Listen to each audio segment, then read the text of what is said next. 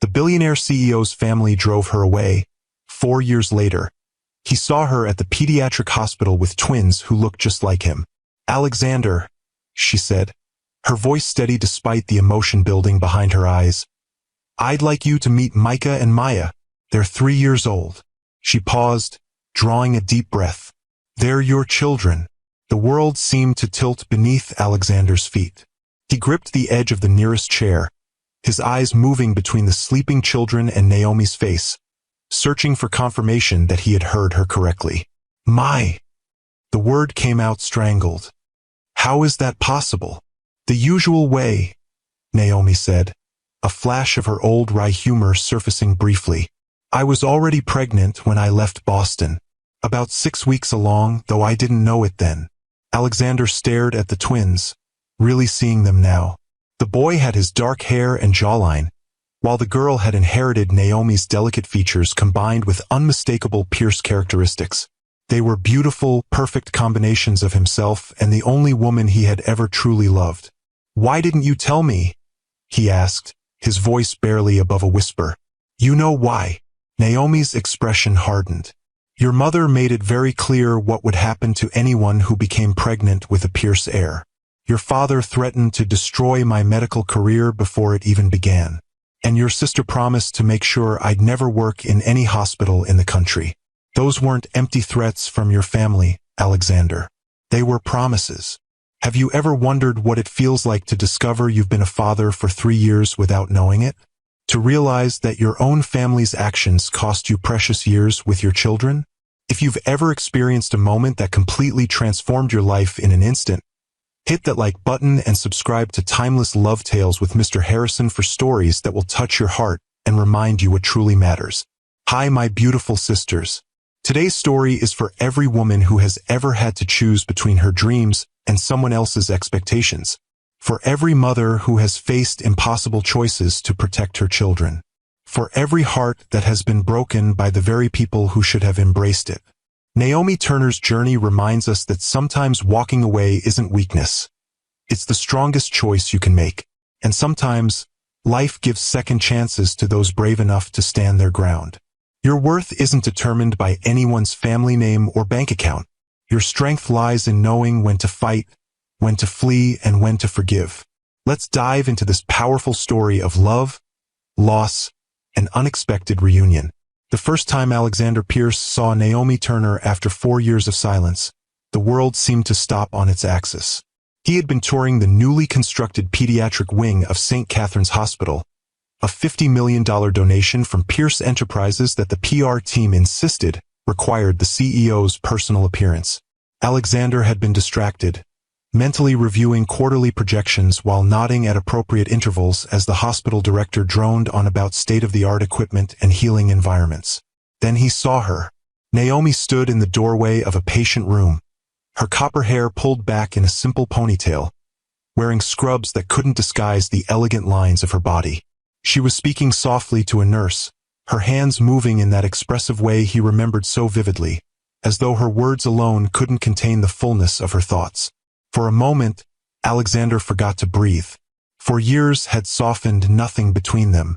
The sight of her still struck him like a physical blow, awakening feelings he'd convinced himself were long buried.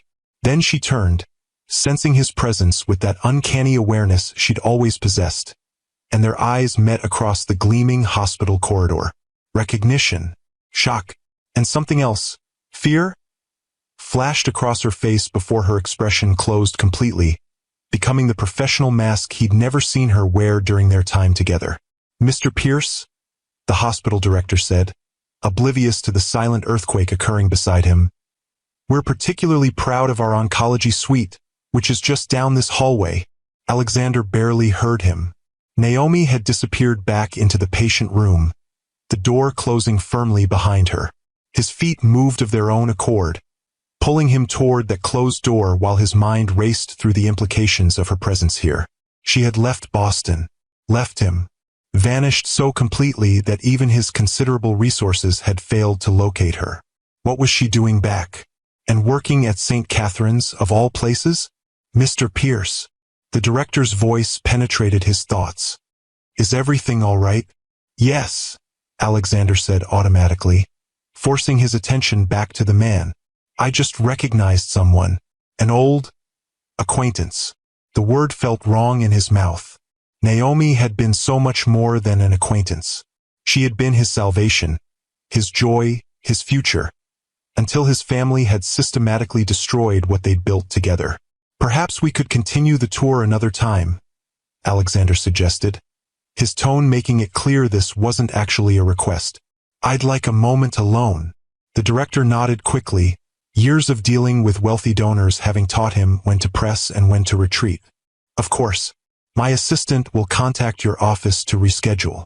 Alexander waited until the man had disappeared around the corner before approaching the door Naomi had entered. The small window revealed a pediatric room, cheerfully decorated with space-themed murals. His eyes swept the space, finding Naomi bent over a hospital bed that contained a small figure. He hesitated, hand poised to knock. What right did he have to intrude on her life now, after everything that had happened, after what his family had done to her? Before he could decide, the door swung open, and Naomi stood before him, her green eyes hard with determination. Not here, she said quietly. Whatever you want to say, it can't be here. Alexander nodded, suddenly aware of how imposing he must appear in his bespoke suit, towering over her in the doorway of a child's hospital room. When do you finish your shift? He asked, his voice low. 6. She glanced back into the room, protective. The cafeteria on the 3rd floor. 6:30. It wasn't an invitation so much as a tactical decision, a public place where she could control the encounter. Alexander recognized the strategy and respected it. I'll be there. Naomi nodded once, then closed the door between them. For the next 4 hours, Alexander canceled meetings, rearranged calls, and paced his office overlooking the Boston skyline. His mind replayed their brief interaction, analyzing every nuance of her expression, her posture, her voice. She had changed. There was a new steadiness to her, a contained strength that hadn't been there before. The Naomi he had fallen in love with 4 years ago had been brilliant but uncertain of her place in the world. A scholarship student at Harvard Medical School, she had been working part-time at a coffee shop near Pierce Enterprises headquarters when they first met. Alexander had been struck immediately by her quick mind and genuine warmth, qualities rarely found in his usual social circles. Their relationship had developed quickly, intensely. For the first time in his life, Alexander had found someone who saw him as more than the Pierce heir, more than a business titan or a desirable match. Naomi had challenged him, made him laugh, drawn out parts of himself he hadn't known existed. And then his family had discovered that their son was seriously involved with a nobody, a scholarship student with no connections, no fortune, no pedigree. What had followed was a systematic campaign to separate them, culminating in that disastrous charity gala where his mother had publicly humiliated Naomi. His father had threatened her future career, and his sister had spread vicious rumors throughout Boston society. And Alexander, to his eternal shame, had failed to take a stand. He had tried to smooth things over privately, to reason with his family behind closed doors, to find a compromise that would allow him to keep both his birthright and the woman he loved. By the time he realized no such compromise existed, Naomi was gone, disappeared without a trace, leaving only a brief note. I deserve better than to be someone's secret shame. She had been right, of course. He had known it then, and he knew it now, standing in his office 4 years later, preparing to face her again. At precisely 6:15, Alexander entered the hospital cafeteria, selecting a table in the corner that offered some privacy while remaining in full view of the room. Old habits made him sit facing the entrance, watching as medical staff in various colored scrubs filtered in and out. At 6:32, Naomi appeared, her hair now loose around her shoulders, scrubs replaced by jeans and a simple blouse. She spotted him immediately, her stride purposeful as she crossed the room. You look well, he said as she sat across from him, the inadequacy of the words striking him as soon as they left his mouth. What do you want, Alexander? No preamble, no small talk. This too was new. The Naomi he had known had been unfailingly polite, sometimes to her detriment. I didn't know you were back in Boston, he said, studying her face. The delicate freckles across her nose had multiplied. She'd been somewhere sunny. Or that you were working at St. Catherine's. I've been back 6 months. She met his gaze directly. I'm completing my pediatric residency here. Dr. Naomi Turner. She had finished medical school then. He felt a surge of pride that he had no right to claim. Congratulations, he said sincerely. You always said you would. Something flickered in her eyes. A memory, perhaps, of late nights studying while he brought her coffee and quizzed her on anatomy terms he could barely pronounce. Is that why you wanted to talk? To congratulate me on my career? Her tone was even controlled. No. Alexander leaned forward slightly. I wanted to apologize. For everything that happened. For what my family did to you. For not stopping them. Naomi's composure wavered for just a moment. Surprise crossing her features before she recovered. Whatever she had expected from this meeting, it wasn't an apology. It's been 4 years, she said finally. I know. I should have said it then. I should have done more than say it. I should have acted differently. He paused. The words he'd rehearsed in his office suddenly inadequate. I've thought about you every day since you left. Don't. Her voice sharpened. We're not doing this, Alexander. You don't get to walk back into my life with apologies and regrets after 4 years of silence. You disappeared, he countered, an edge entering his own voice. I tried to find you. Not hard enough. The words hung between them, heavy with implication. And maybe I needed to disappear. Your mother had just publicly humiliated me at your company's charity gala. Your father had threatened to ruin my medical career before it even started. Your sister had spread rumors about me throughout Boston society. Her hands clenched on the table. And you stood by and watched it happen. The truth of her words hit him like physical blows. He had watched it happen, telling himself he was protecting her by not engaging, by trying to reason privately with his family rather than publicly defending her. He had been a coward, prioritizing Pierce Enterprises' stability and his family's dynasty over the woman he claimed to love. You're right, he said simply. I failed you completely. Naomi blinked, clearly thrown by his admission.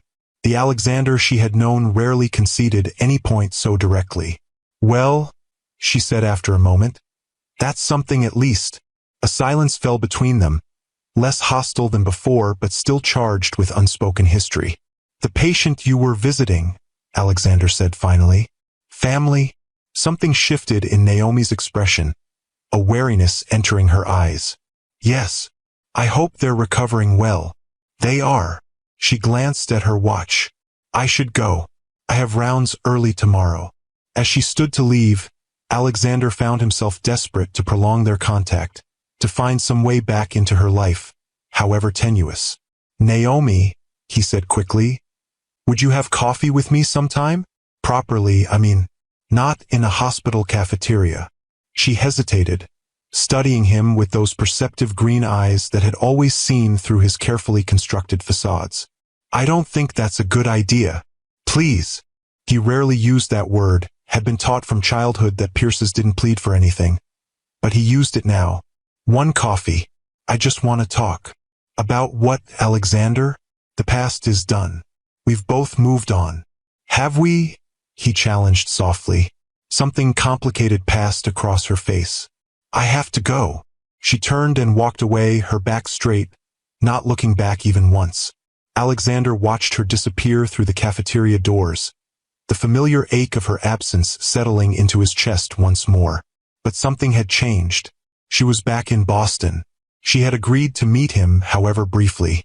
It was more than he'd had in 4 years, and Alexander Pierce had built an empire on recognizing opportunities in the smallest openings. He would see her again. He just needed to be patient. If you've ever had to rebuild a bridge you once burned, hit that like button. And if you believe that true redemption requires more than just words, subscribe to Timeless Love Tales with Mr. Harrison for stories that explore the complicated path to forgiveness. 3 days later, Alexander was reviewing acquisition proposals in his office when his assistant interrupted with an urgent call. Sir, there's a Dr. Turner on line 1. She says it's important. Alexander's heart rate doubled instantly. Put her through. There was a click, then Naomi's voice, tense and professional. Alexander, I need you to come to St. Catherine's. Room 412. Now. What's happened? Are you all right? Just come. Please. The line went dead. 20 minutes later, Alexander strode through the pediatric ward, his mind racing with possibilities. Had Naomi been injured? Was she ill? The fear that had gripped him since her call made it difficult to maintain his usual composed demeanor. Room 412 had a colorful sign on the door reading Micah's space station. Alexander knocked once, then entered to find Naomi standing beside a hospital bed where a small boy of about 3 lay sleeping, and 4 attached to his arm and monitoring equipment surrounding him. Thank you for coming, Naomi said quietly, her face drawn with exhaustion. Of course. Alexander approached cautiously, his eyes drawn to the child. Something about the boy's features, the straight nose, the set of his jaw even in sleep, struck a chord of recognition. What's going on, Naomi? Who is this? Before she could answer, a nurse entered carrying another child, a little girl, identical to the boy except for her longer hair, also sleeping. The sedative worked quickly, the nurse said to Naomi. Her fever's down to 101.2. Thank you, Jen, Naomi replied, taking the child and gently placing her in a second bed beside the boys. Could you give us a few minutes? When the nurse had gone, Naomi turned to face Alexander fully, her expression a complex mixture of determination and vulnerability he'd never seen before. Alexander, she said, her voice steady despite the emotion he could see building behind her eyes. I'd like you to meet Micah and Maya. They're 3 years old. She paused, drawing a deep breath. They're your children. The world seemed to tilt beneath Alexander's feet. He gripped the edge of the nearest chair, his eyes moving between the sleeping children and Naomi's face, searching for confirmation that he had heard her correctly. My. The word came out strangled. How is that possible? The usual way, Naomi said, a flash of her old wry humor surfacing briefly. I was already pregnant when I left Boston. About 6 weeks along, though I didn't know it then. Alexander stared at the twins, really seeing them now. The boy, Micah, had his dark hair and jawline, while the girl had inherited Naomi's delicate features combined with unmistakable Pierce characteristics. They were beautiful, perfect combinations of himself and the only woman he had ever truly loved. Why didn't you tell me? He asked, his voice barely above a whisper. You know why. Naomi's expression hardened slightly. Your mother made it very clear what would happen to anyone who became pregnant with a Pierce heir.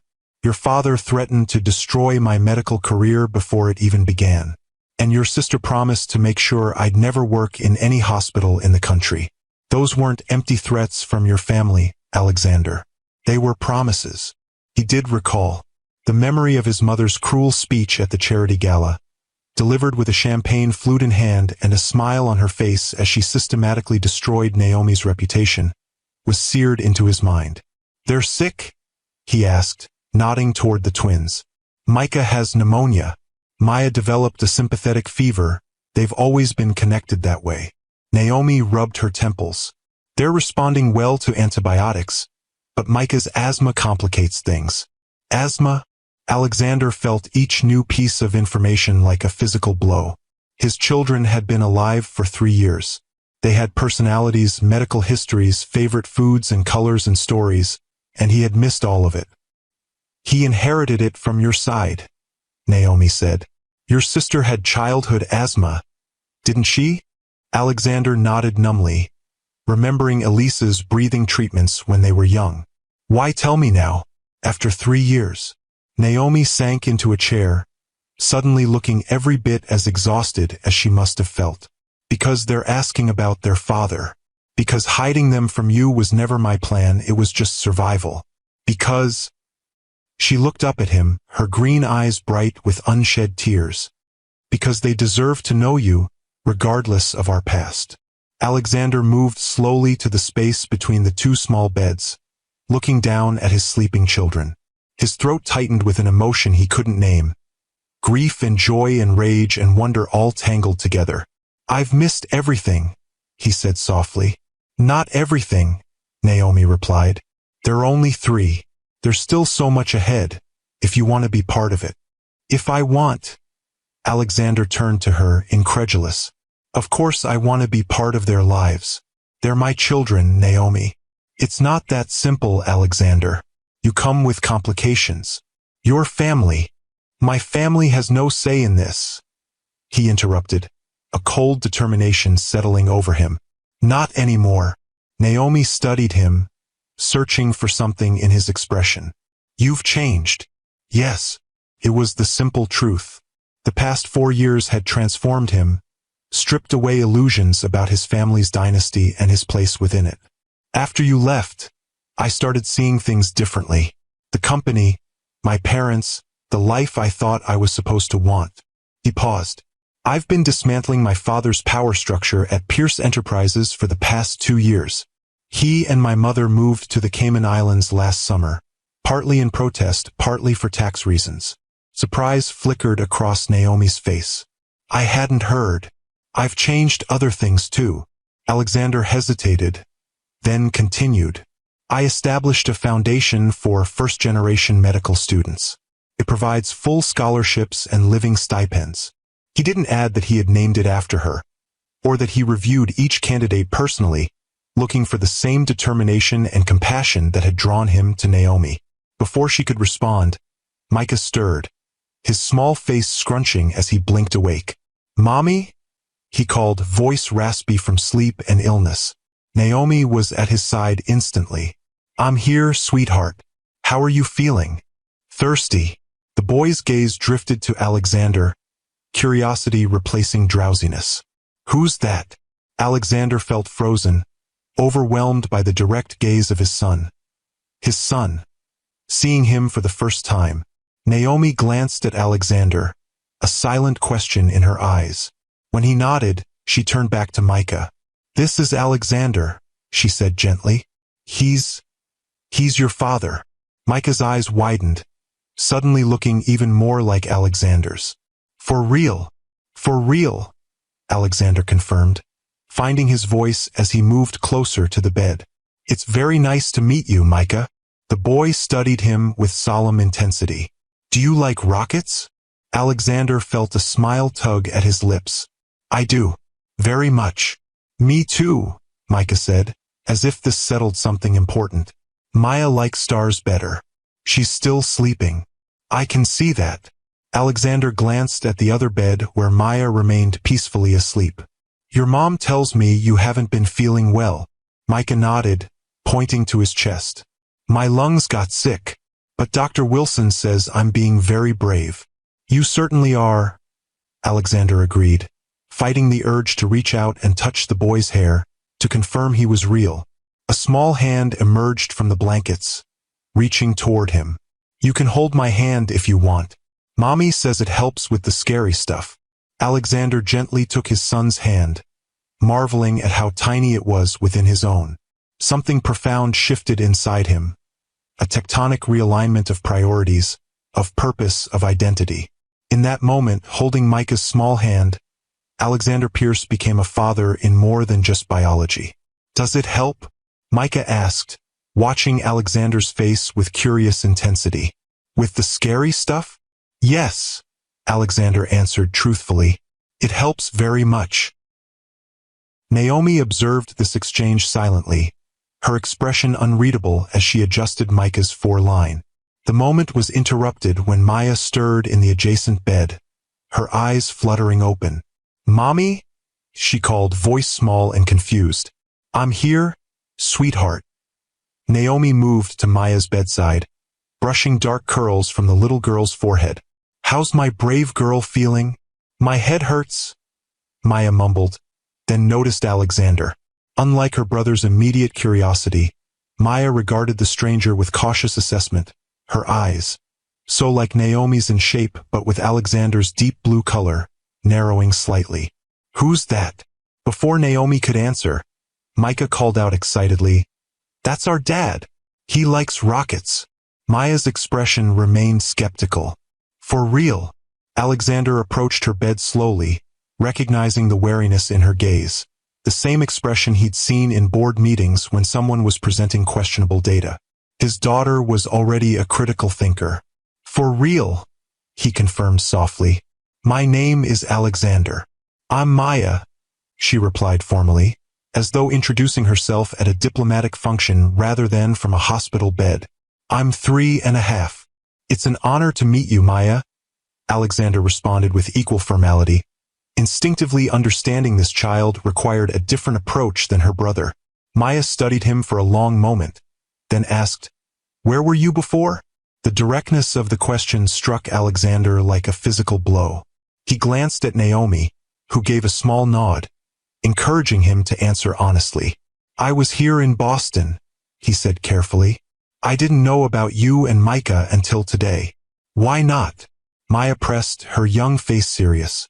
Alexander hesitated, searching for words a 3-year-old might understand. "Sometimes grown-ups make mistakes. Big mistakes. I made some, and because of that, your mom and I were apart when you were born." Maya considered this, then declared with the absolute certainty of childhood, "You should say sorry." A surprised laugh escaped Alexander. "You're absolutely right. I should." He looked at Naomi, holding her gaze as he spoke. "I am deeply, truly sorry." Something softened in Naomi's expression, though she quickly masked it as she checked Maya's temperature with the back of her hand. "Can you stay?" Micah asked, his voice hopeful. "Mommy says we have to be in the hospital until my lungs get better." "I'd like to stay," Alexander replied, looking to Naomi for permission. "If that's all right with your mother." Naomi hesitated, then nodded. "For a while. But the twins need rest, and visiting hours end at 8. The next hour passed in a blur of revelation for Alexander. He watched, fascinated, as Micah enthusiastically explained his favorite space facts despite his raspy breathing, while Maya quietly assessed him between sips of apple juice. They were so different. Micah open and exuberant even while ill, Maya thoughtful and reserved. Yet both unmistakably carried the Pierce intensity, the focused intelligence he recognized from his own childhood. When a nurse arrived to administer another round of medication, Naomi suggested Alexander step out with her into the hallway. "They're extraordinary," he said once they were alone, his voice rough with emotion. "Yes, they are." Pride shone in Naomi's eyes. "They've been my whole world. How have you managed?" "Medical residency with twins." Alexander stopped himself, realizing how the question might sound. "I don't mean financially. I mean the logistics, the time." "It hasn't been easy," Naomi admitted. "My parents help when they can, but they're in Arizona now. I have a wonderful neighbor who watches them when I'm on call. The residency program has been accommodating." She shrugged slightly. "We make it work." Alexander nodded, processing this glimpse into their lives. Lives that had continued, full and complex, without him. "I want to be part of their lives, Naomi. Not just financially, though of course I'll provide whatever they need. I want to know them, to be their father in every sense." Naomi studied him, her expression guarded. "And when your family finds out, when they realize I've returned with not 1 but 2 Pierce heirs." "My family's influence is not what it was," Alexander said firmly. "My father no longer controls the board. My mother's social circle has largely abandoned her after certain financial improprieties came to light. And Elise," he paused. "Elise actually apologized to me last year for her role in what happened with you. She's been through some difficult experiences of her own that changed her perspective." Naomi looked skeptical. "People don't change that fundamentally, Alexander." "Some do," he countered quietly.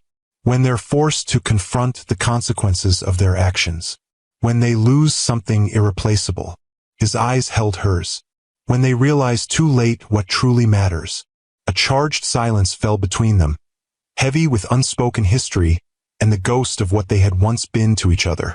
"I'm not asking for forgiveness," Alexander continued. "I'm not even asking for a second chance with you, though God knows I want one. I'm just asking for the opportunity to be a father to Micah and Maya." Naomi turned away, looking through the window into the hospital room where their children were now both drowsing after their medication. "They've asked about you," she said softly. "Especially recently.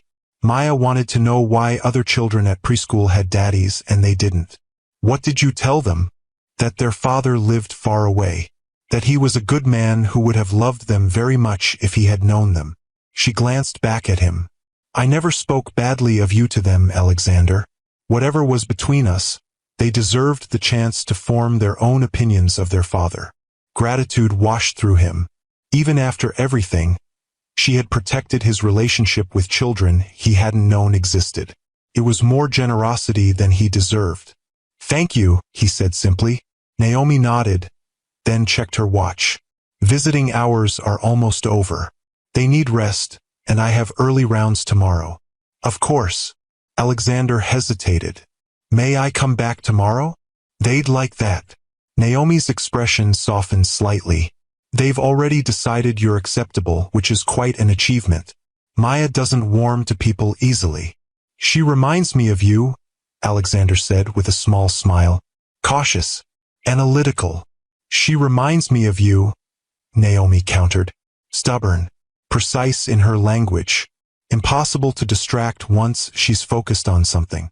They shared a moment of connection in this mutual recognition of their children, before Naomi's professional mask slipped back into place. Tomorrow afternoon would be best. They're usually more energetic after lunch. "I'll be here," Alexander promised. He wanted to say more, so much more, but restrained himself. This fragile new beginning was too precious to risk with hasty words or premature hopes. As he turned to leave, Naomi called after him softly, "Alexander." He looked back, heart quickening at something in her tone. "For what it's worth," she said, "I think you might have changed after all. It wasn't forgiveness. It wasn't even acceptance. But it was acknowledgement, and for now that was enough."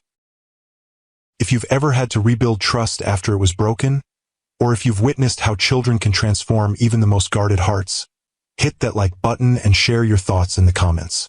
The journey of Alexander, Naomi, and their twins is just beginning, and I promise you won't want to miss what happens next. The night after meeting his children for the first time, Alexander barely slept.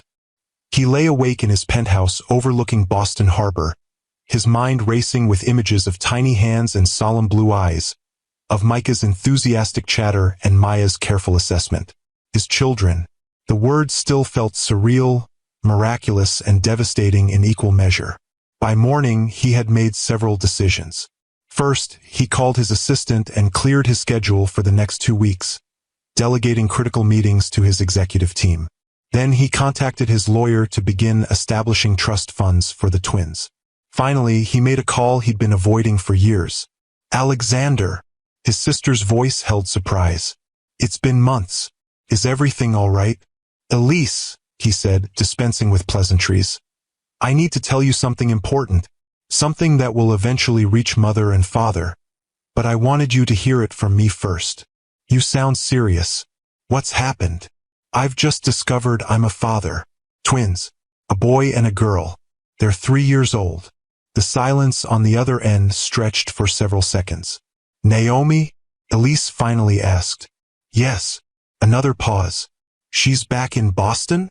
"She's completing her pediatric residency at St. Catherine's. I ran into her during the hospital tour 3 days ago." "And she just told you about the children? After 3 years?" Alexander's grip tightened on the phone. "She had good reason not to tell me, Elise. Or have you forgotten how our family treated her?" His sister's sigh carried through the line. "No, I haven't forgotten." Her voice softened. "What are they like, your children?" The unexpected question caught Alexander off guard. "They're extraordinary.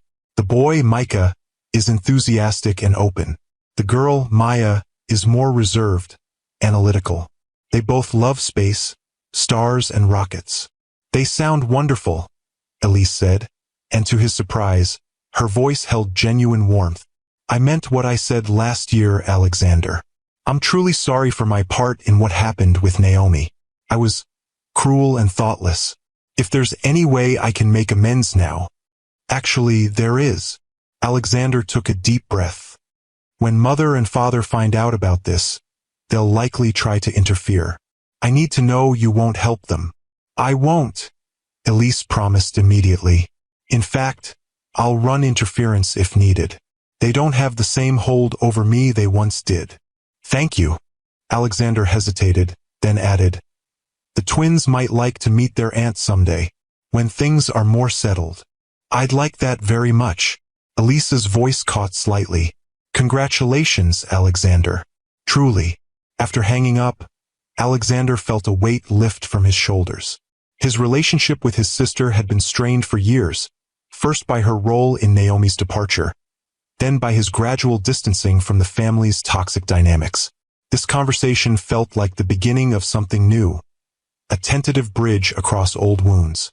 At the hospital that afternoon, Alexander arrived carrying two carefully selected gifts. For Micah, a detailed model rocket kit designed for parent-child assembly. For Maya, a book about the constellations with stunning photographs and simple explanations perfect for a precocious 3-year-old. He found the twins sitting up in their beds, looking markedly better than the day before. Micah's breathing seemed easier, and Maya's fever had clearly broken, her eyes bright and alert as she colored in a space-themed coloring book. You came back, Micah exclaimed when Alexander entered, his face lighting up with unguarded delight. I promised I would, Alexander replied, setting the gifts on the foot of each bed. And I brought you both something. Micah tore into his package immediately, gasping with excitement at the rocket kit. Mom, look, we can build it together. Maya, true to her more cautious nature, carefully unwrapped her gift, examining the book with serious concentration before looking up at Alexander. Thank you, she said formally. I like stars very much. I thought you might, Alexander replied, equally formal. Perhaps we could look at it together? Maya considered this, then nodded, patting the edge of her bed in invitation. Alexander sat carefully beside her, hyper-aware of how small she was, how fragile.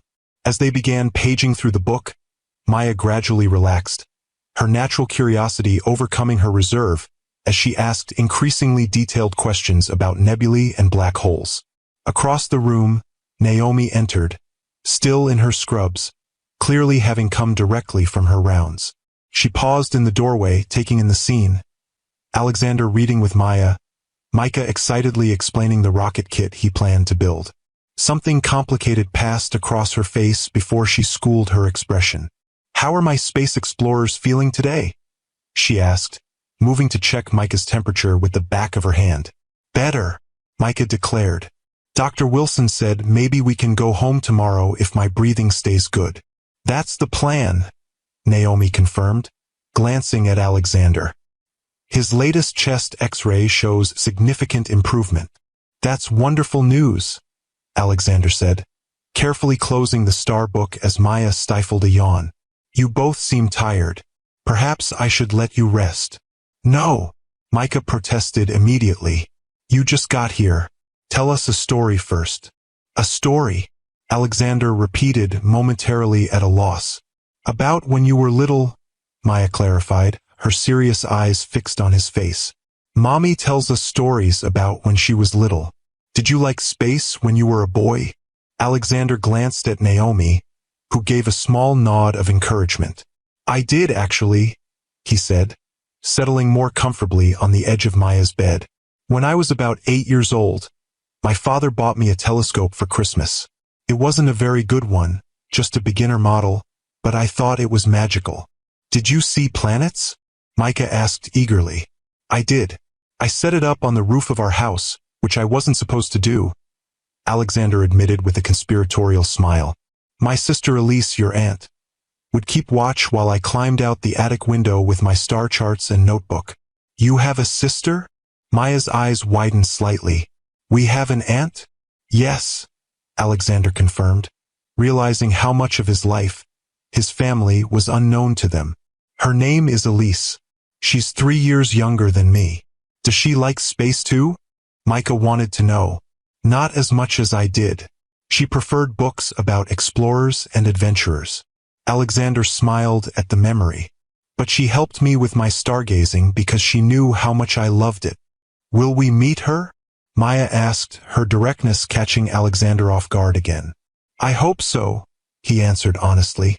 I spoke with her this morning, and she's very excited to know about you both.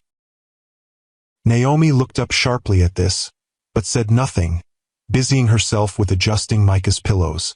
What about your mom and dad? Micah asked innocently. Are they our grandma and grandpa?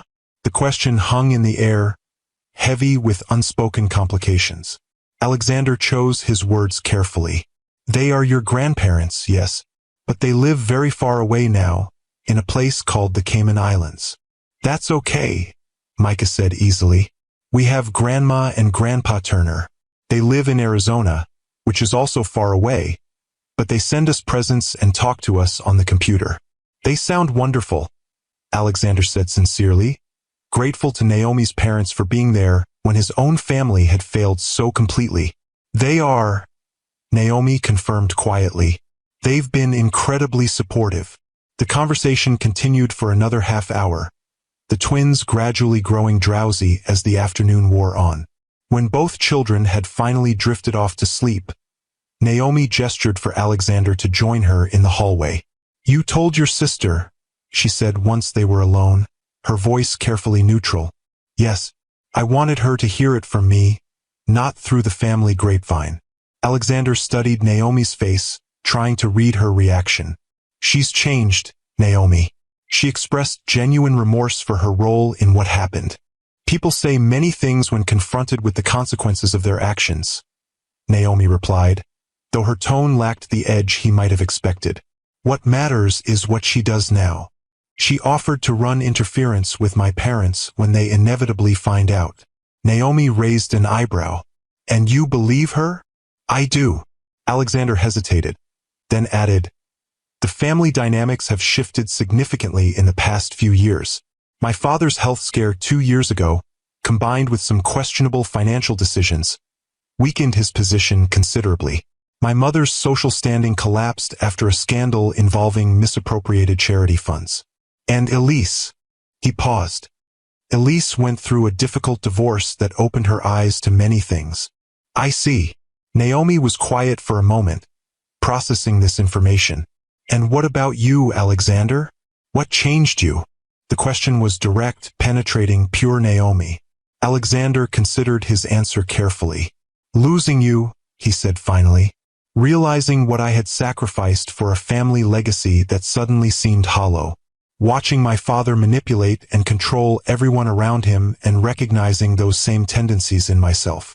He met her gaze steadily. I've spent 4 years trying to become someone different from the man who let you walk away. Naomi looked away, her profile illuminated by the harsh hospital lighting. The twins' doctor wants to discharge them tomorrow morning, assuming Micah's breathing remains stable overnight. Alexander accepted the change of subject. That's excellent news. Is there anything I can do to help with the transition home? Actually, yes. Naomi turned back to him. They'll need to remain quiet for a few days, which is challenging with 3-year-olds. Having new activities and gentle entertainment would help. If you'd like to visit tomorrow evening. She left the invitation hanging. I'd like that very much, Alexander said, careful not to reveal how much the casual invitation meant to him.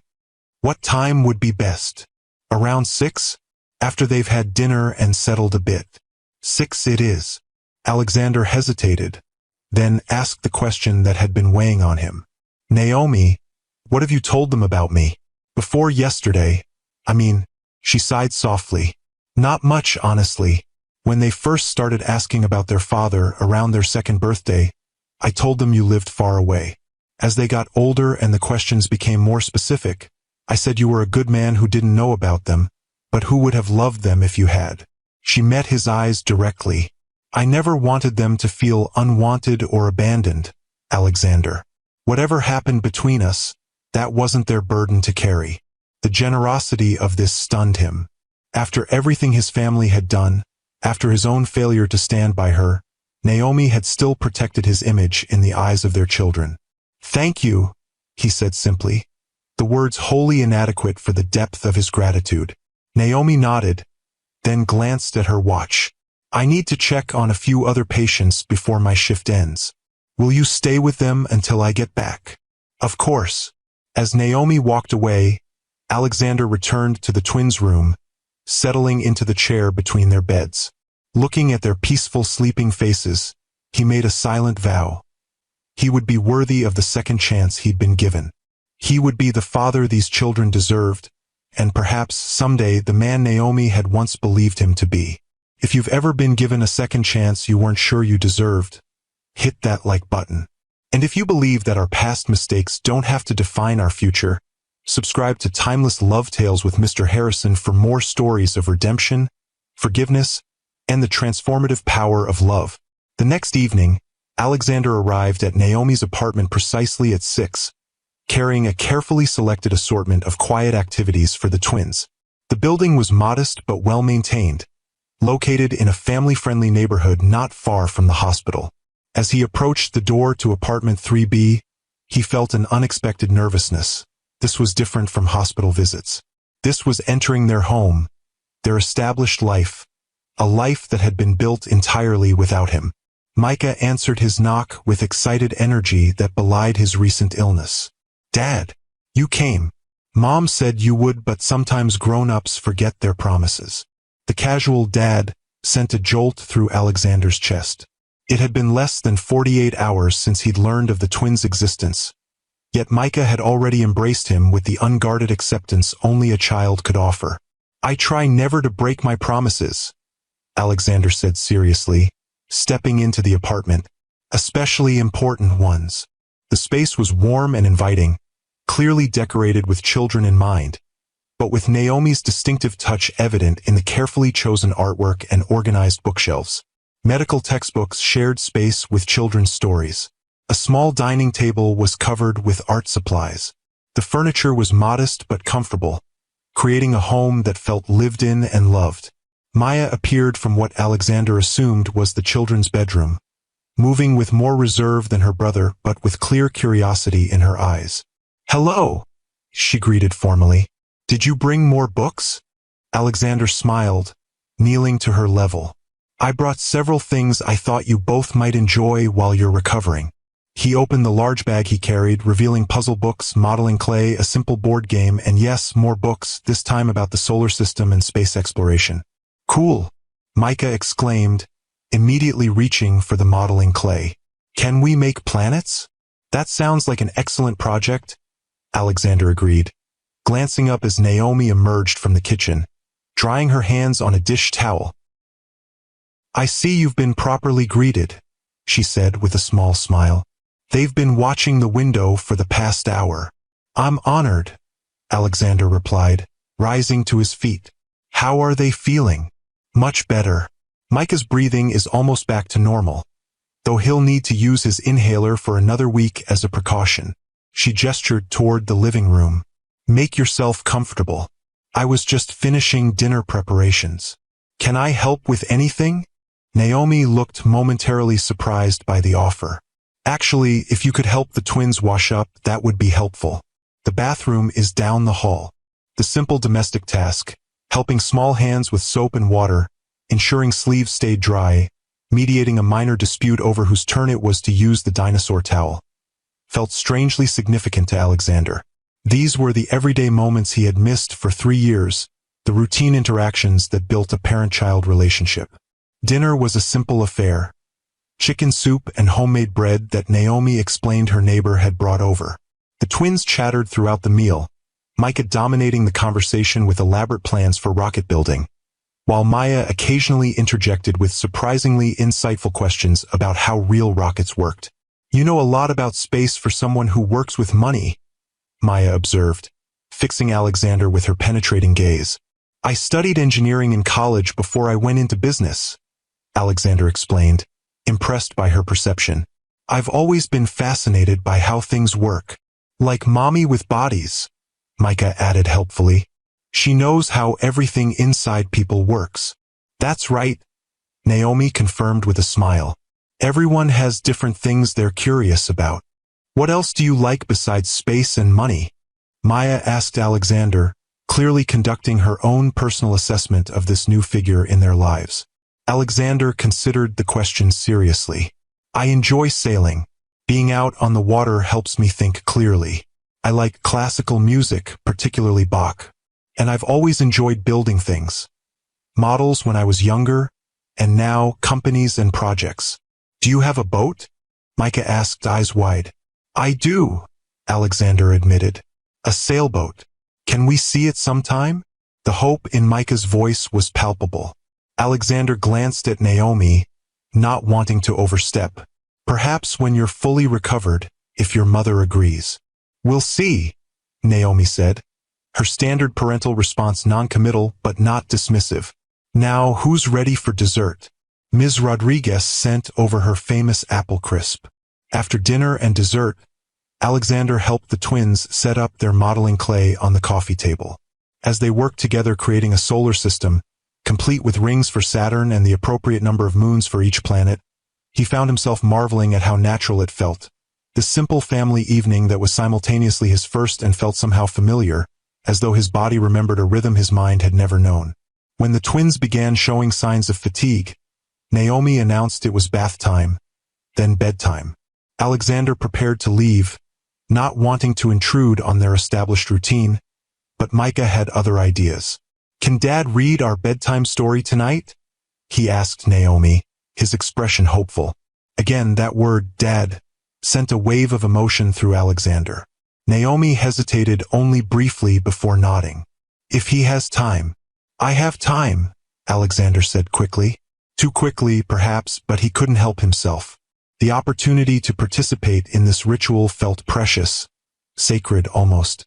While Naomi supervised bath time, Alexander explored the twins' bedroom, taking in the details of their lives. The room was small but thoughtfully arranged, with two twin beds separated by a nightstand. One side, clearly Micah's, featured rocket posters and a shelf of toy spaceships. The other, Maya's, had a star chart on the wall and a collection of books neatly arranged by size. A hand-painted mural of the solar system covered one wall, the planets rendered with surprising accuracy and artistic skill. I painted that when they were 2, Naomi said from the doorway, making Alexander turn. They were going through a phase where they wouldn't sleep unless they could see the planets. It's beautiful, Alexander said sincerely. I didn't know you painted. There's a lot we didn't know about each other, Naomi replied, her tone not unkind but matter-of-fact. I started painting as stress relief during my first year of residency. It helps me process the difficult days.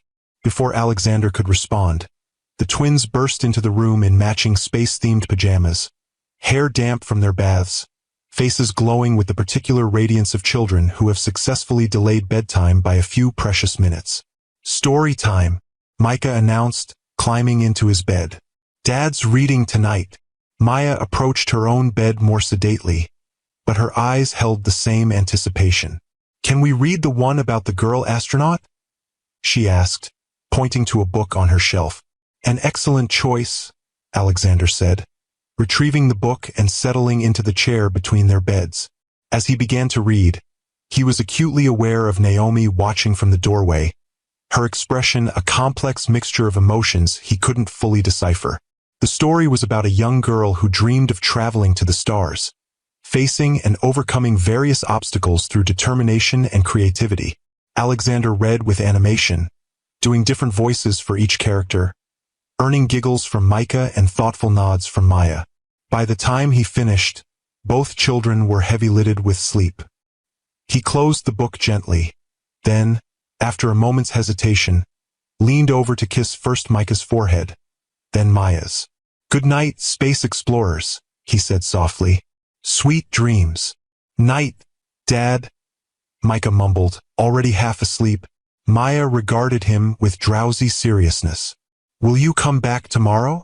If it's all right with your mother, Alexander replied, glancing at Naomi. We'll see, Naomi said again, but her tone was softer than before. Sleep well, my loves. In the living room, Alexander helped Naomi clean up the modeling clay and art supplies, working in a companionable silence that felt both strange and familiar. When everything was tidy, He knew it was time to leave, though every part of him resisted the idea of walking away from this apartment, from the children sleeping down the hall, from Naomi herself. "Thank you for tonight," he said, standing awkwardly by the door, "for letting me be part of their evening." Naomi studied him, her green eyes thoughtful. "You're good with them. Better than I expected, honestly." "They make it easy," Alexander admitted. "They're extraordinary children." "Yes, they are." Pride colored her voice. "Alexander, we need to discuss how we're going to handle this going forward. The practical aspects of co-parenting, visitation schedules, financial arrangements, all of it." "Of course." He nodded, appreciating her directness. "Would you be comfortable meeting for lunch tomorrow? We could talk while the twins are at preschool." Surprise flickered across Naomi's face. "How did you know they attend preschool?" "Maya mentioned it yesterday at the hospital. She was telling me about their classroom's pet hamster." Alexander smiled slightly. She was quite concerned about whether it was being properly cared for in their absence. "That sounds like Maya." Naomi's expression softened momentarily before returning to its practical focus. "Lunch would work. There's a cafe near the hospital called Rosemary's. Noon. I'll be there." Alexander hesitated at the door. "Naomi, I know this is all happening very quickly, and I know you have every reason to be cautious. But I want you to know how grateful I am for the chance to know them, to be their father." Naomi's expression was unreadable for a long moment. Then, quietly, she said, "They deserve to have a father who loves them, Alexander. I just hope you understand what that really means. The commitment, the consistency, the willingness to put their needs above everything else, including your family's expectations and your company's demands." "I do understand," he replied solemnly. "And I promise you, I will never let them down the way I let you down." Something flickered in her eyes. Pain, perhaps, or memory. "Good night, Alexander." "Good night, Naomi." As he walked to his car, Alexander felt both elated and humbled by the evening. The simple domestic scenes, dinner, crafts, bedtime stories, had affected him more deeply than any business triumph or acquisition. For the first time in his life, Alexander Pierce understood what it meant to be truly needed, truly important to someone else's world. The next day, Alexander arrived at Rosemary's Cafe 15 minutes early, selecting a quiet table in the corner that offered privacy for their conversation. He had spent the morning with his legal team, discussing trust funds, inheritance structures, and custody arrangements, all the practical matters that needed addressing. But as he waited for Naomi, his thoughts kept returning to Maya's serious eyes and Micah's unguarded smile. Naomi arrived precisely at noon, still in her scrubs, her copper hair pulled back in a practical ponytail. She looked tired, Alexander noted, the kind of bone-deep exhaustion that came from juggling too many responsibilities for too long. "Sorry I couldn't change," she said, sliding into the seat across from him. "Emergency consult ran long." "No apology necessary," Alexander assured her. "I ordered coffee. I remembered you take it with cream, no sugar, unless that's changed." Naomi looked momentarily surprised that he'd remembered such a detail. "That hasn't changed." A waitress brought their coffee and took their lunch orders. When she'd gone, Naomi fixed Alexander with her direct gaze. "Before we discuss arrangements, I need to know something," she said. "What exactly have you told your family about the twins?" "Just Elise, as I mentioned yesterday," Alexander replied. "I told her I'd discovered I'm a father to 3-year-old twins, and that you're their mother." She asked about them, what they're like, and offered her support. "And your parents?" "Nothing yet." Alexander's expression hardened slightly. "But they'll find out eventually, either from Elise or through their own sources. My mother still maintains connections in Boston society, despite living abroad." Naomi nodded, her fingers tapping thoughtfully against her coffee cup. "When they do find out, what do you expect their reaction to be?" It was a fair question, and one Alexander had been considering since the moment he'd learned about the twins. "Initially anger and disbelief," he said honestly, followed quickly by attempts to control the situation, likely offering financial settlements in exchange for keeping the children out of the public eye.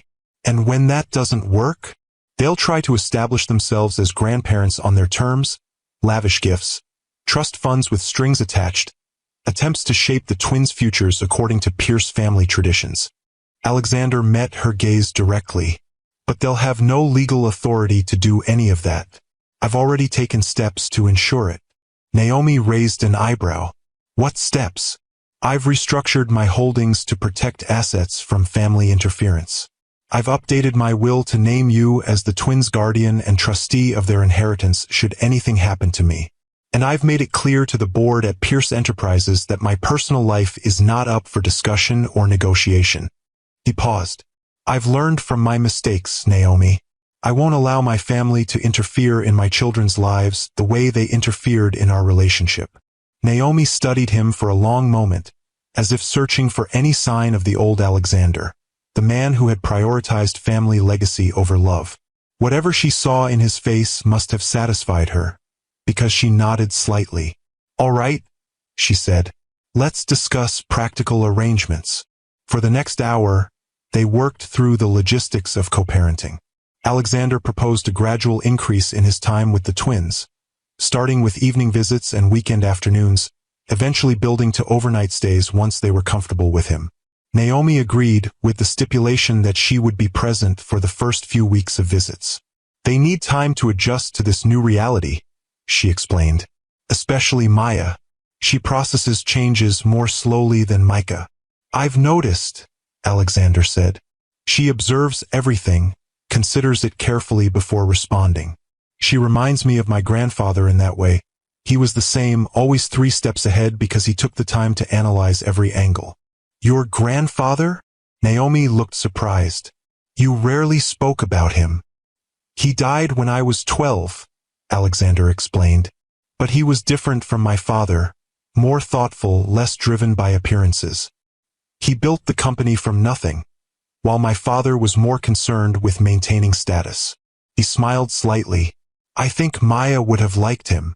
And Micah reminds me of my father, Naomi offered.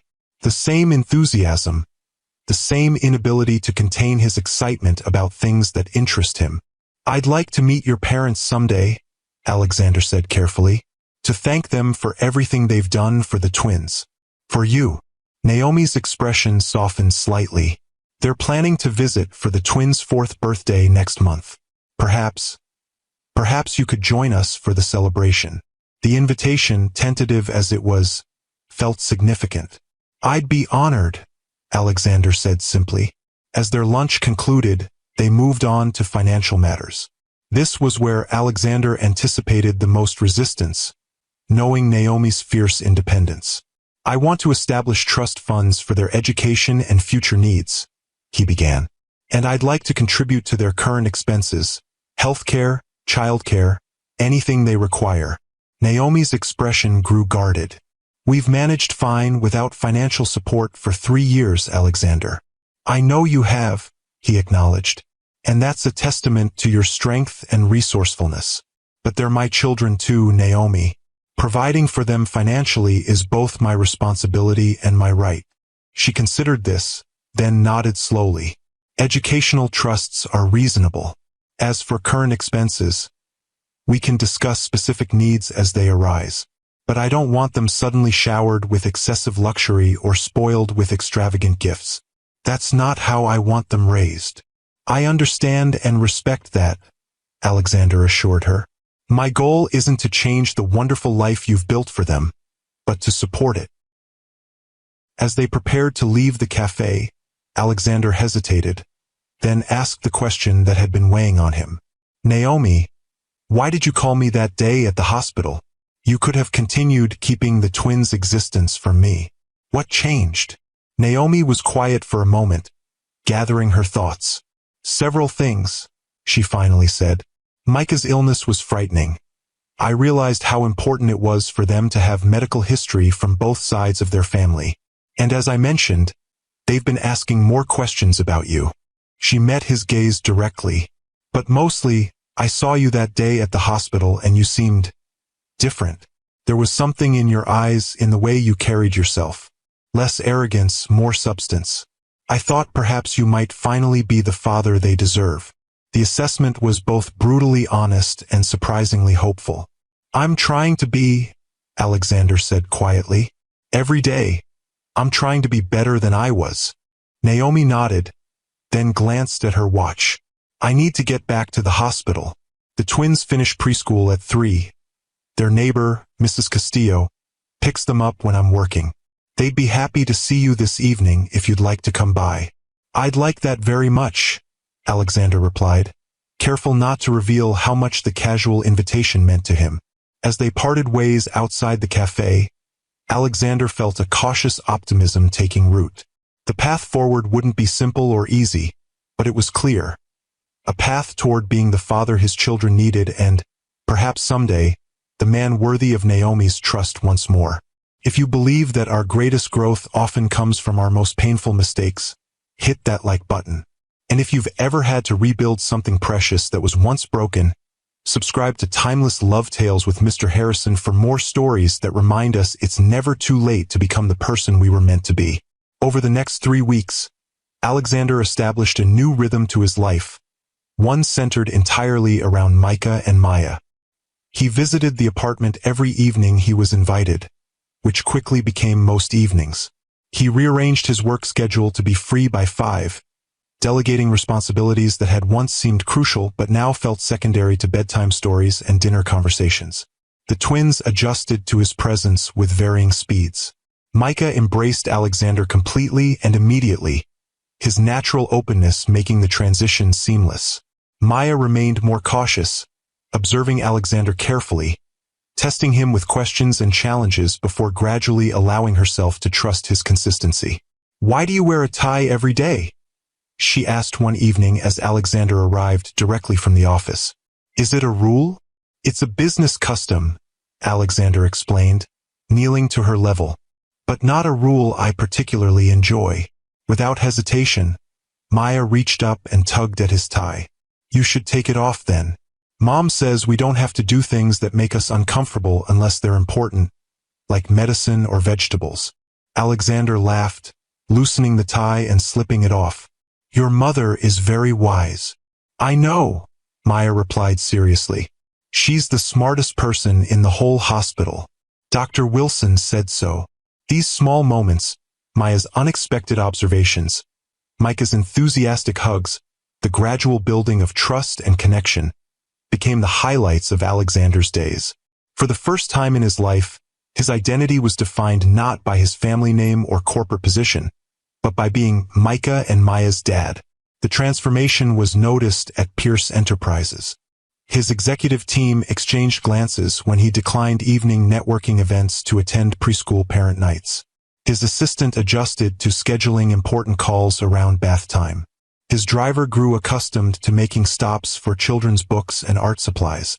"You seem different," his CFO commented after a board meeting where Alexander had efficiently moved through the agenda in half the usual time. "More focused. Decisive. I have more important priorities now," Alexander replied simply. As the twins' 4th birthday approached, Alexander found himself increasingly integrated into their daily lives. He knew their favorite foods, dinosaur-shaped chicken nuggets for Micah, anything with cheese for Maya, their bedtime routines, 2 stories minimum, with voices for all characters, and their current obsessions, rocket propulsion systems for Micah, black holes for Maya. The night before Naomi's parents were scheduled to arrive from Arizona, Alexander stayed late at the apartment, helping prepare for their visit. The twins were already asleep, exhausted from the excitement of anticipating their grandparents' arrival. "They've redecorated the guest room 3 times this week," Naomi said with a tired smile as she and Alexander folded laundry in the living room. Maya insisted the pillows needed to be symmetrically arranged, whatever that means to a 3-year-old. "She has your attention to detail," Alexander observed, carefully matching tiny socks. The domestic task felt strangely intimate, this shared responsibility for the small details of their children's lives. "And your perfectionist tendencies," Naomi countered, though her tone held no criticism. "Micah, on the other hand, has your ability to charm people into doing exactly what he wants." His preschool teacher mentioned he convinced the entire class to play Rocket launch. For a week straight. Alexander laughed. Future CEO material.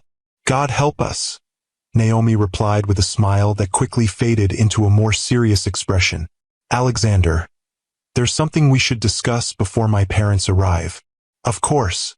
He set aside the laundry, giving her his full attention. They know everything, Naomi said directly. About your family's treatment of me, about why I left Boston, all of it.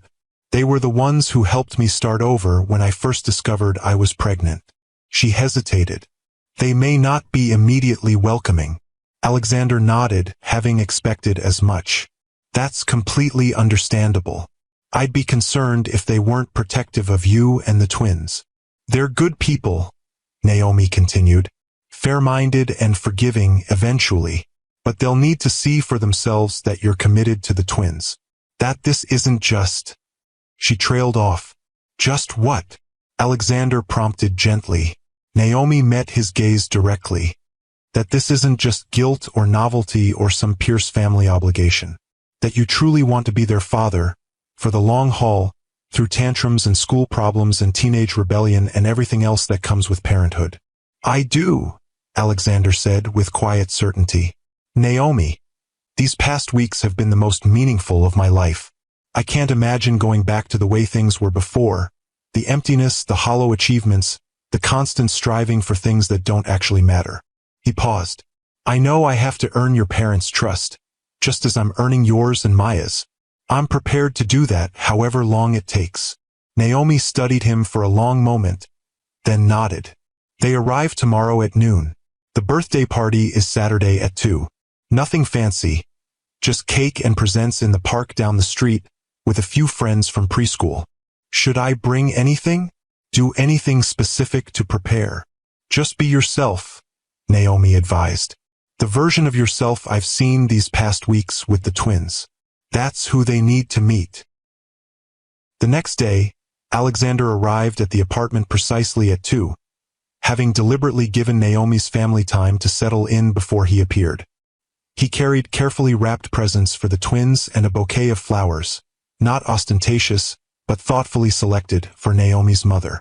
Micah opened the door before Alexander could knock, practically vibrating with excitement. Dad, Grandma and Grandpa are here, and they brought us presents from Arizona. Come see. Alexander allowed himself to be pulled into the apartment, where he found Naomi in the kitchen with an older couple who could only be her parents. The family resemblance was striking.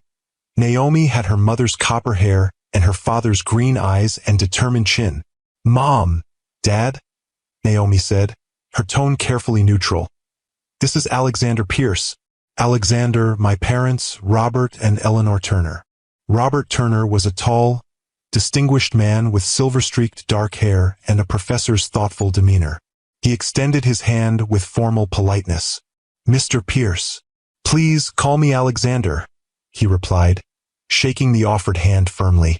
Eleanor Turner was more openly assessing, her keen eyes, so like Naomi's, taking his measure with maternal protectiveness.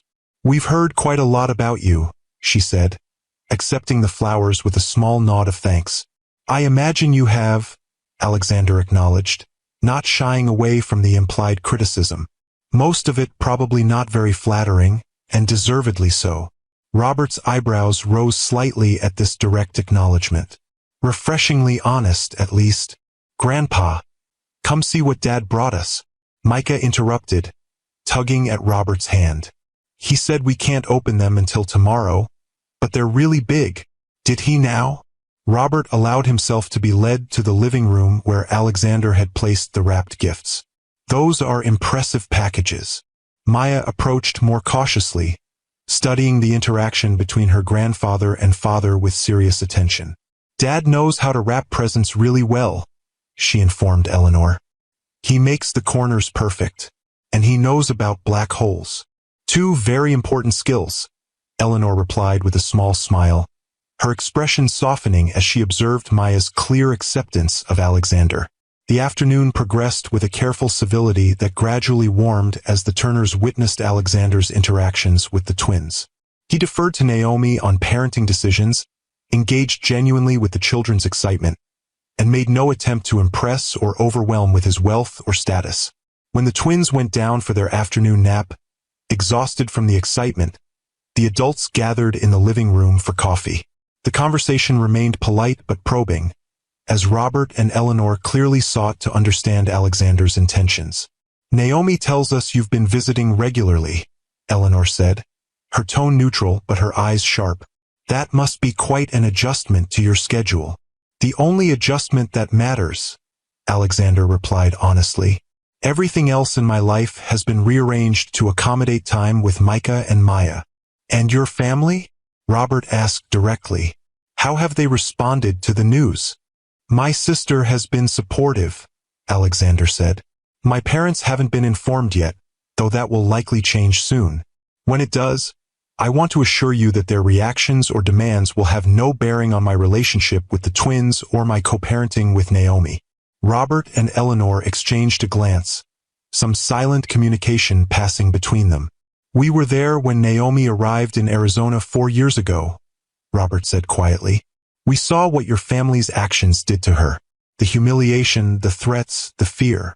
"Dad," Naomi interjected, but Robert held up a hand. "No, this needs to be said." He fixed Alexander with a steady gaze. "She was pregnant, alone, and terrified that your family would follow through on their threats to destroy her career and future. We watched her build a new life from nothing, work her way through medical school while caring for twins, sacrifice everything for those children." His voice remained calm but carried unmistakable emotion. "So you'll understand why we might be concerned about your sudden appearance in their lives." Alexander met the older man's gaze directly. "I understand completely, and you're right to be concerned. 4 years ago, I failed Naomi in every way a man could fail the woman he loved. I chose family obligation over personal integrity. I chose the path of least resistance over standing up for what was right." He paused, gathering his thoughts. "I can't change that past. I can only demonstrate through consistent actions that I'm not that man anymore. That I will never again allow anyone, family or otherwise, to harm Naomi or our children." Eleanor studied him with the same penetrating gaze Naomi often used. "And what happens when the novelty wears off? When being a father means missed meetings for school emergencies, or teenage rebellion, or ordinary family struggles that can't be solved with money or influence?" "With all due respect, Mrs. Turner," Alexander replied, "there is nothing novel about my commitment to Micah and Maya. From the moment I learned of their existence, they became the center of my world. Not because of obligation or guilt, though I carry plenty of the latter, but because they are extraordinary children who deserve a father who will move heaven and earth for them." He leaned forward slightly. "I understand your skepticism. I've done nothing to earn your trust yet. But I hope you'll give me the opportunity to prove, over time, that my commitment to them is absolute and unconditional." Another silent exchange passed between the Turners before Robert spoke again. "Naomi tells us you've been respectful of the boundaries she's established, that you haven't tried to overwhelm the children with extravagant gifts or use your resources to—" "What was the phrase, Eleanor?" "Buy their affection or override her parenting," Eleanor supplied. "That's right." Robert nodded. "That speaks well of you, at least. The life Naomi has built for them is wonderful," Alexander said sincerely. "My goal isn't to change it, but to support it, to add to their security and happiness without undermining the values she's instilled." Naomi, who had been quiet during this exchange, finally spoke. "He's been good with them," she said softly. "Better than I expected. They adore him, especially Micah. And Maya." She smiled slightly. "Maya has subjected him to her usual thorough evaluation and apparently found him acceptable." "High praise indeed from our granddaughter," Eleanor said with the first genuine smile she directed at Alexander. "She has exacting standards." "She does," Alexander agreed, returning the smile. "I'm still working to earn her full approval. Last week she informed me my knowledge of constellation patterns was mostly correct but needs improvement." This drew a laugh from Robert. "That sounds like Maya. She told me my dinosaur facts were outdated when I last visited." The conversation gradually shifted to safer topics. the twins' development, their current interests, plans for the birthday celebration. By the time Micah and Maya woke from their naps, the atmosphere had warmed considerably, though Alexander knew he still had much to prove to Naomi's parents. The twins' excitement at having both their grandparents and their father in the same room was palpable. Micah bounced between them, showing Robert a model rocket Alexander had helped him build while simultaneously telling Eleanor about the space cake they were having for their birthday. Maya, more contained but equally pleased, carefully explained to Alexander the proper protocol for the birthday celebration as established by Turner family tradition. "First cake, then presents, then we make wishes," she informed him seriously.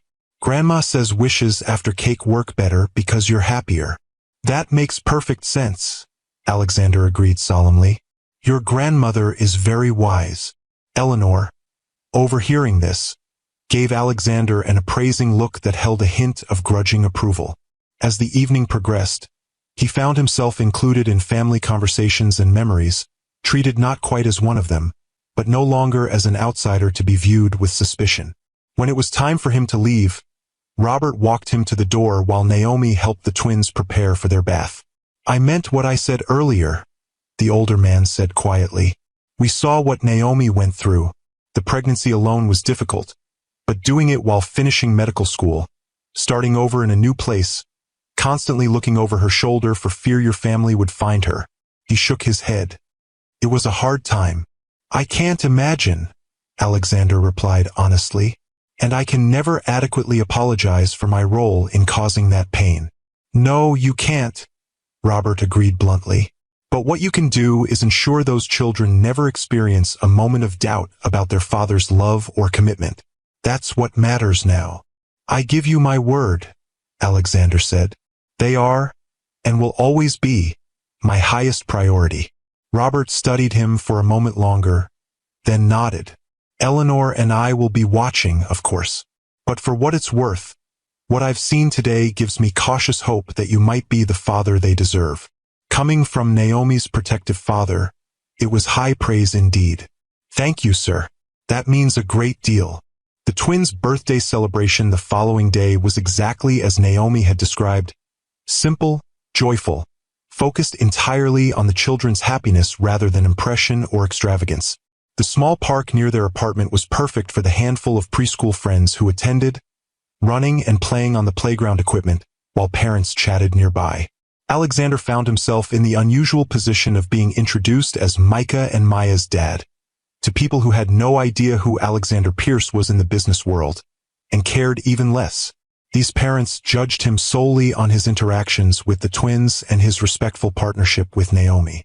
It was refreshingly straightforward. When it came time for presents, Alexander watched nervously as the twins opened his gifts, carefully chosen with Naomi's guidance to be special but not ostentatious. For Micah, a telescope designed for young children, with a sturdy base and simple controls. For Maya, a detailed anatomy model with removable parts, combining her interest in how things worked with her growing curiosity about her mother's profession. "Wow!" Micah exclaimed, examining the telescope with reverent hands. "Now I can see the real planets. Can we set it up tonight, Dad? Please." "If it's all right with your mother," Alexander replied, glancing at Naomi, who nodded her permission. Maya was methodically examining each piece of the anatomy model, her expression serious but pleased. "This is the heart," she informed Alexander, holding up the small red piece. "It has 4 chambers and valves that go whoosh whoosh." "That's exactly right," Alexander confirmed, touched by her immediate engagement with the gift. "The model comes with a book that explains how each part works." "Thank you," Maya said formally. Then, to Alexander's surprise, she stepped forward and hugged him quickly before returning to her examination of the model. The simple gesture, Maya's first spontaneous display of physical affection toward him, affected Alexander more deeply than any business achievement ever had. He caught Naomi's eye over Maya's head and saw that she had noticed the significance of the moment as well, her expression softening in a way that made his heart constrict. Later, as the party wound down and the twins played with their friends on the playground, Eleanor approached Alexander where he stood watching them. Those were thoughtful gifts, she observed. Educational but exciting. You clearly paid attention to their interests. I wanted to get them something meaningful, Alexander replied. Something that would grow with them. Eleanor nodded, her gaze following her grandchildren. Robert and I have been talking. We'd like to invite you to join us for dinner tomorrow evening. Just the adults. There are things we should discuss regarding the twins' future, and it would be good to do so without little ears present. The invitation, while not exactly warm, represented a significant step forward. I'd be honored, Alexander said sincerely. Thank you. The dinner the following evening was held at a small Italian restaurant near Naomi's apartment. The conversation began cautiously but gradually relaxed as they discussed the twins' birthday celebration and their obvious delight in having both sets of important adults in their lives present. Over dessert, Robert broached the subject that had clearly been on his and Eleanor's minds. Naomi has told us about your financial proposals for the twins, he said directly. The trust funds, the educational provisions, the offer to contribute to their current expenses. Alexander nodded, glancing at Naomi, who gave a small shrug. I want to ensure their future security while respecting Naomi's parenting approach and independence. A commendable balance to strike, Robert acknowledged. But there's something else we need to address. The potential involvement of your family once they learn about the twins. As I mentioned yesterday, my parents will have no authority or influence over Micah and Maya, Alexander stated firmly. I've taken legal steps to ensure that. Legal steps may protect their financial interests, Eleanor pointed out. But what about their emotional well-being? What happens when your parents decide they want access to their grandchildren? When they attempt to use their considerable resources and connections to insert themselves into the twins' lives? It was a valid concern, one Alexander had been considering since the moment he'd learned about his children. My parents' approach to grandparenting would likely be similar to their approach to parenting, controlling, status-conscious, and conditional, he acknowledged. That's not something I want Micah and Maya exposed to. And yet, Robert said carefully, they are the children's biological grandparents. Complete exclusion might raise questions as the twins get older. Alexander considered this thoughtfully. You're right. At some point, they may want to know that side of their family. My hope is that by then, my parents might have softened their perspectives. My father's health scare changed him somewhat, made him more reflective. He looked directly at Naomi. But any contact would be on our terms, with our supervision, and only if you were comfortable with it. Naomi nodded slowly. I don't want to keep them from any family who genuinely loves them. I just need to know they'll be protected from the kind of manipulation and judgment I experienced. They will be, Alexander promised. Always. Eleanor studied him with that penetrating gaze again. And your sister? You mentioned she's been supportive. Elise has changed significantly in the past few years, Alexander explained. Her divorce was difficult. Her husband was controlling, emotionally abusive. The experience gave her perspective on our family dynamics that she hadn't had before. He paused. She's expressed genuine remorse for her role in what happened with Naomi, and a sincere desire to know her niece and nephew. Would you be comfortable with that? Robert asked Naomi directly. With Elise meeting the twins? Naomi was quiet for a moment, considering. Perhaps, eventually, under controlled circumstances at first. She glanced at Alexander. People can change. I've seen evidence of that recently. The comment, simple as it was, carried significant weight. It was the first time Naomi had openly acknowledged her belief in Alexander's transformation. We should return to Arizona knowing that the twins' future is secure, Robert said, bringing the conversation back to practical matters. That arrangements are in place for co-parenting, financial support, and protection from potential family interference. I've prepared documents outlining everything we've discussed, Alexander said. Trust structures, custody arrangements, healthcare provisions. I'd be happy to have your family attorney review them. That would be appropriate, Robert agreed. And appreciated. As the evening concluded, Eleanor surprised Alexander by taking his hand briefly. You're not what I expected, she admitted. Based on Naomi's descriptions of you 4 years ago, I anticipated someone different. I was different 4 years ago, Alexander acknowledged. Less aware of what truly matters. Less willing to stand up for it. Eleanor nodded. Keep proving us wrong, Mr. Pierce. Those children deserve nothing less than your absolute best. I intend to, he promised. Every day. The Turners' visit concluded 2 days later, with farewells that were significantly warmer than their initial greeting had been. Alexander had earned, if not their complete trust, at least their cautious acceptance. It was a beginning. As he helped load their luggage into the taxi for the airport, Robert pulled him aside for a final word. Naomi doesn't give second chances easily, he said quietly. The fact that she's allowing you into the twins' lives speaks volumes about what she's seen in you these past weeks. Don't squander that trust. I won't, Alexander assured him. It's more precious to me than anything. After the Turners departed, Alexander found himself alone with Naomi for the first time in days, the twins having been invited to a playdate with friends from the birthday party. Your parents are remarkable people, he said as they cleaned up the remains of breakfast. I see where you get your strength and principles. They've always been my foundation, Naomi agreed. When I left Boston, they didn't just take me in. They helped me rebuild my confidence, reminded me of who I was beyond what had happened. She glanced at him. They were impressed by you, more than they let on. I'm glad, Alexander said sincerely. Their opinion matters, both for the twins' sake and because they're important to you. Naomi was quiet for a moment, wiping down the kitchen counter with methodical movements. These past few weeks have been surprising, she finally said. Watching you with Micah and Maya, seeing how naturally you've adapted to fatherhood, how respectful you've been of our boundaries. She looked up, meeting his gaze directly. You really have changed, Alexander. The simple acknowledgement meant more to him than any business accolade ever had. They changed me, he said honestly. From the moment I saw them in that hospital room, everything shifted.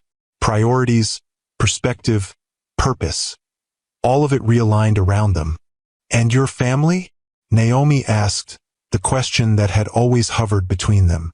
When they inevitably find out and make demands, issue ultimatums, threaten consequences, then they'll discover exactly how much I've changed, Alexander replied, his voice quiet but firm.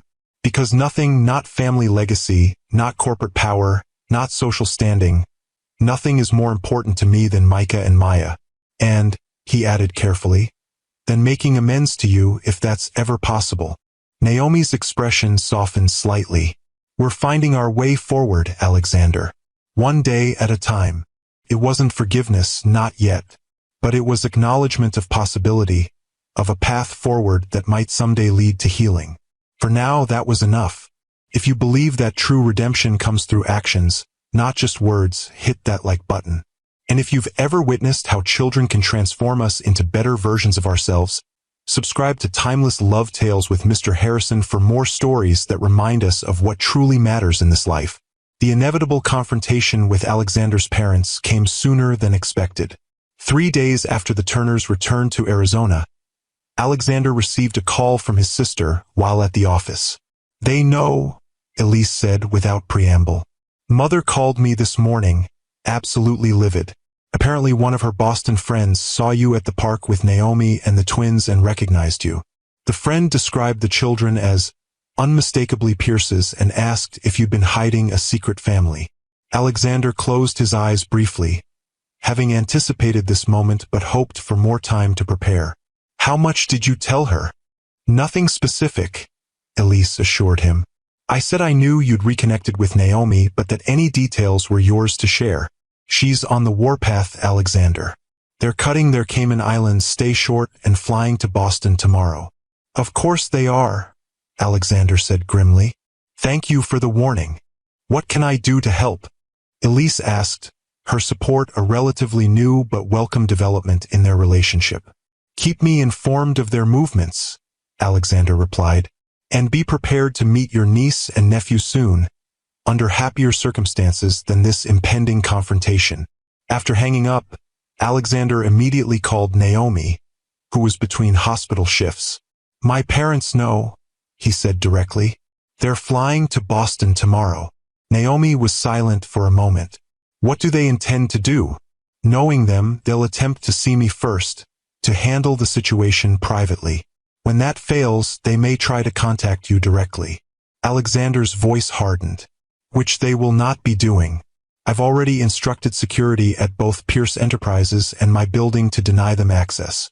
I'll be meeting them at a neutral location of my choosing." "Alexander," Naomi said carefully, "this is exactly what I feared. Your family creating chaos in the twins' lives." "They won't get near the twins," Alexander promised. "Or you. This is my battle to fight, and I intend to make my position absolutely clear to them. And if they don't accept that position, if they threaten legal action or use their connections to cause problems, then they'll discover I've learned a few things about wielding power myself these past 4 years," Alexander replied, his tone leaving no doubt about his determination. "Trust me, Naomi, I won't let them disrupt what we're building." The following day, Alexander arranged to meet his parents at a private dining room in a downtown restaurant, neutral territory where he could control the interaction. He arrived early, instructing the staff about the strict privacy he required and ensuring all details were arranged to his specifications. When Charles and Victoria Pierce entered the room, Alexander was struck by how they had aged in the years since he'd last seen them. His father, once the commanding presence in any room, now moved with the careful gait of a man who had faced his mortality. His mother, still elegant and immaculately dressed, had new lines around her mouth and eyes that spoke of displeasure rather than laughter. "Alexander," Victoria said, her voice carrying the precise modulation of old Boston society, "I see you've arranged this meeting with your usual attention to privacy. How considerate, given the circumstances." "Mother, father." Alexander remained standing, not moving to embrace either of them. "Please sit down."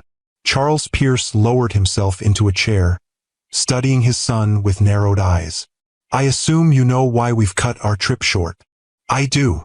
Alexander took his own seat, maintaining eye contact.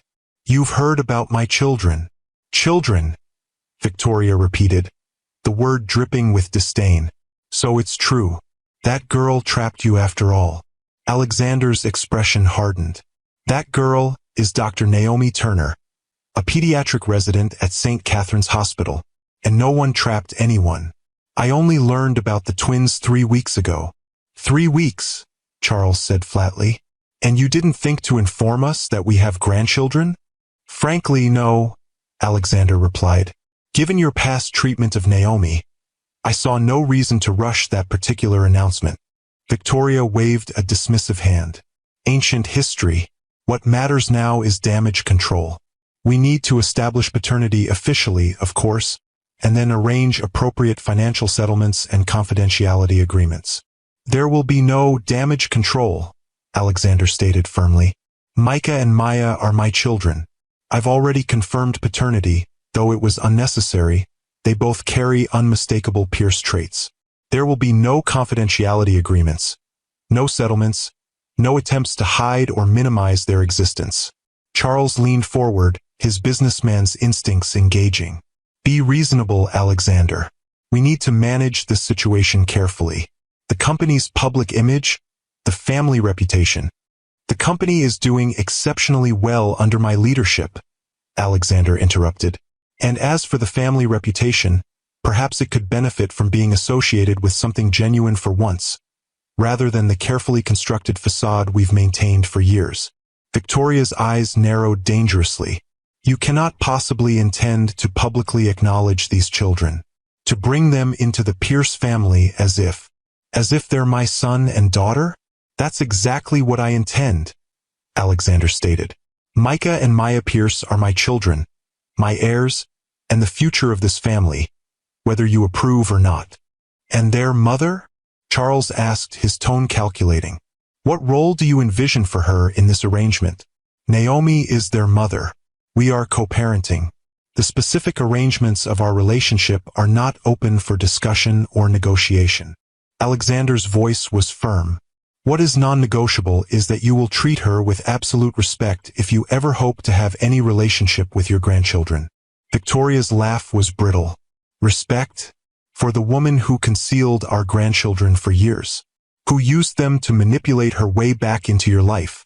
She didn't conceal them from me out of malice, Alexander said, his voice dangerously quiet. She concealed them out of protection. From you, from father, from the threats you made about destroying her career and future if she ever trapped a Pierce with a pregnancy. Those were your exact words at the charity gala, Mother. Do you recall? Victoria had the grace to look momentarily discomfited before rallying. I was protecting the family interests.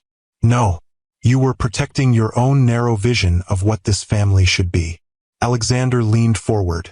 Let me be absolutely clear. Micah and Maya are my highest priority. Any relationship you have with them will be on terms that Naomi and I establish together. It will be respectful, positive, and completely free of manipulation or attempts to control. Charles studied his son with new awareness. You've changed, he observed, neither approving nor disapproving, simply noting the fact. Yes, Alexander agreed. Fundamentally. And if we choose not to accept these conditions? Victoria asked, her chin lifting in the stubborn gesture Alexander knew well. Then you will have no relationship with your grandchildren, Alexander stated simply.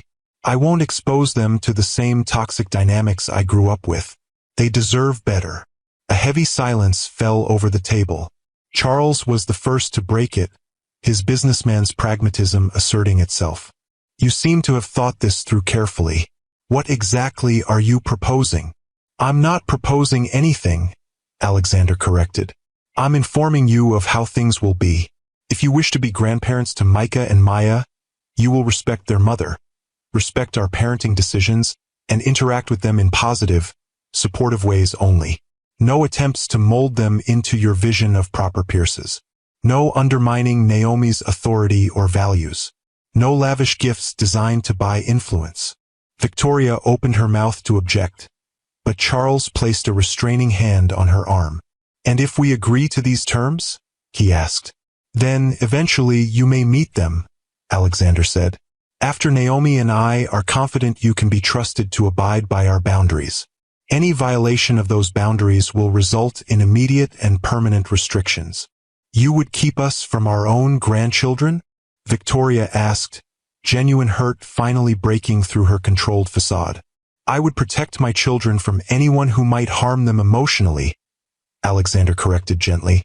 Even their grandparents, especially their grandparents, given our family history. Another silence fell, this one more contemplative. Charles studied his son with new respect, recognizing the steel beneath the civilized exterior, a quality he had instilled but never expected to have turned against him.